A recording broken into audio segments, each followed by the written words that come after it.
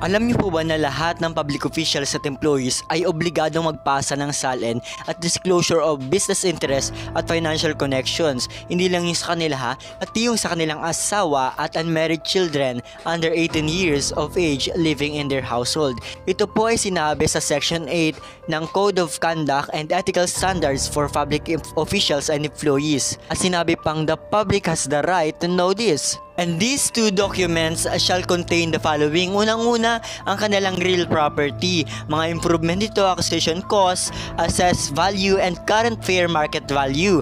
Pangalawa, yung kanilang personal property and acquisition cost naman. Yes, personal property nila. Personal.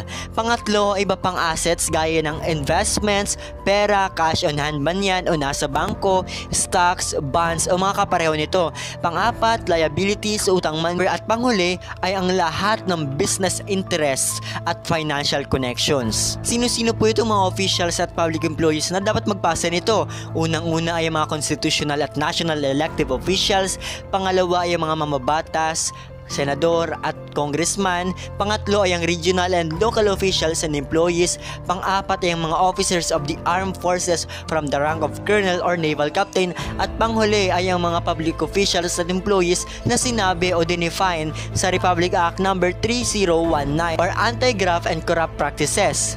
Let us always keep in mind na tayo po, the public, has the right to know this. May karapatan tayong malaman ito. Kaya kung ang mga public officials at employees sa inyo na ay hindi nakikipag-cooperate o hindi man lang natitinag sa mga ganitong usapin, magtaka ka na po o mag-overthink.